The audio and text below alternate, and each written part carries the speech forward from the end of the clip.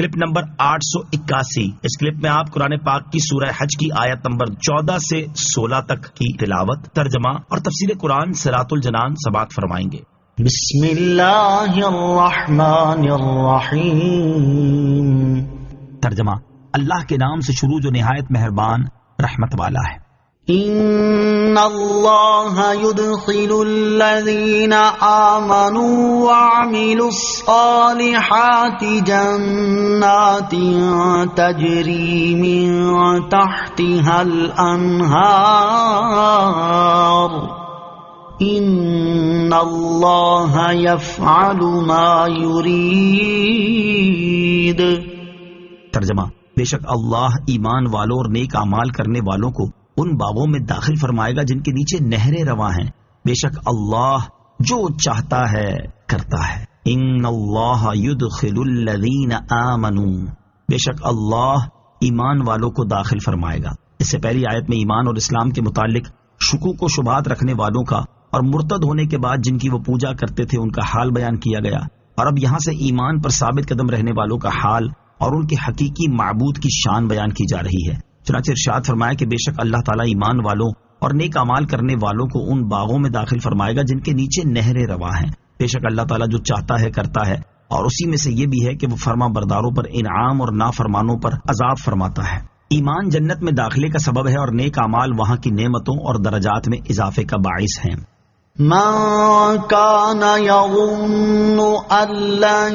ينصره الله في الدنيا والآخرة فليمدد بسبب إلى السماء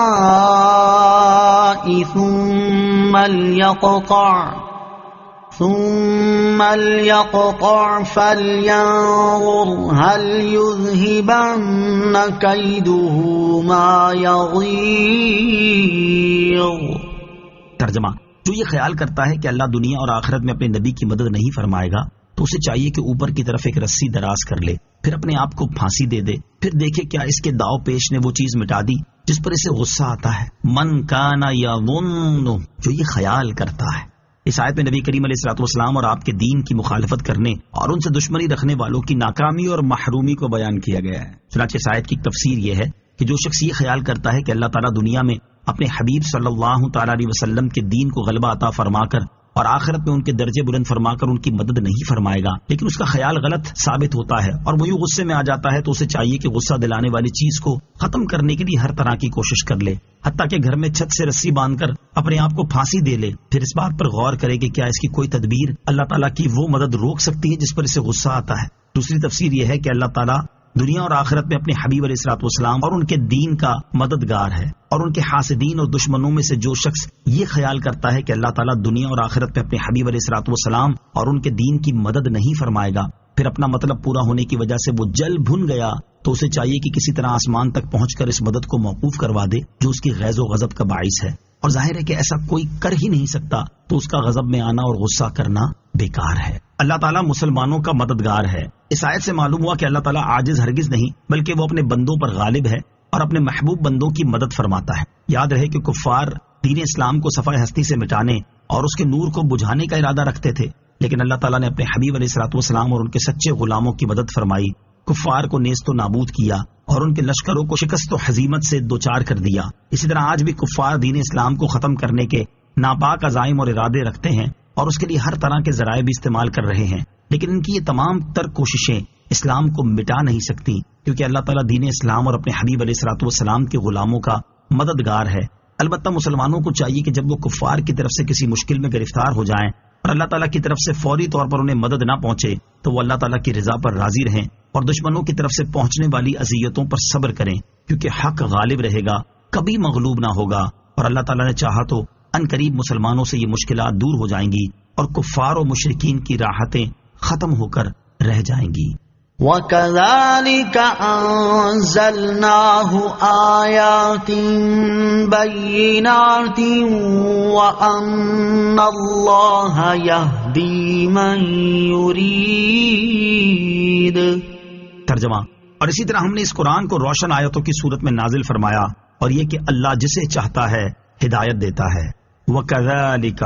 اور اسی طرح یعنی اللہ تعالیٰ نے قرآن مجید میں ایسے دلائل نازل فرمائے جن میں کچھ ابہام نہیں، اور جو شخص ان میں غور کرے اس شخص پر حق واضح ہو جائے، نیز اس پر عقیدہ توحید، قیامت اور سرکار دو عالم علیہ الصلوۃ والسلام کی رسالت واضح ہو جائے، اور دلائل خواہ کتنے ہی واضح اور روشن کیوں نہ ہوں، ہدایت اسے ہی ملتی ہے جس کے لیے اللہ تعالیٰ چاہتا ہے۔ ہدایت حاصل ہونے کا ایک عظیم ذریعہ۔ اس آیت سے معلوم ہوا کہ قرآن عظیم ہدایت ملنے، ہدایت پر ثابت قدمی عطا ہونے اور ہدایت میں اضافے کا ایک عظیم ترین ذریعہ ہے، اور قرآن مجید سیکھنے میں مشغول ہونا اور اس کے دیے ہوئے احکامات پر عمل کرنا ہدایت کی علامات میں سے ایک علامت ہے۔ لہذا جسے اللہ تعالیٰ نے قرآن مجید پر ایمان لانے کی توفیق دی ہے، اسے چاہیے کہ وہ قرآن کریم صحیح طریقے سے پڑھنا سیکھے، اسے سمجھنے کی کوشش کرے، اس میں دیے گئے تمام احکامات پر عمل کرے، اور جن کاموں سے منع کیا گیا ان سے باز رہے، تاکہ اسے ہدایت پر ثابت قدمی نصیب ہو اور اس کی ہدایت میں مزید اضافہ بھی ہو۔ صحیح مسلم شریف میں حضرت عمر فاروق رضی اللہ تعالیٰ عنہ سے روایت ہے، تاجدار رسالت صلی اللہ تعالیٰ علیہ وسلم نے ارشاد فرمایا، اللہ تعالیٰ اس قرآن کے ذریعے کچھ قوموں کو سربلند کرے گا اور کچھ کو گرا دے گا۔ علامہ اسماعیل حقی رحمۃ اللہ تعالی فرماتے ہیں، وہ لوگ جو قرآن کریم پر ایمان لائے اور انہوں نے اس کے تقاضوں کے مطابق عمل کیا، انہیں اللہ تعالیٰ سربلند کرے گا، اور جنہوں نے قرآن عظیم پر ایمان لانے سے اعراض کیا اور اس کے احکامات پر عمل نہ کیا، انہیں اللہ تعالیٰ گرا دے گا۔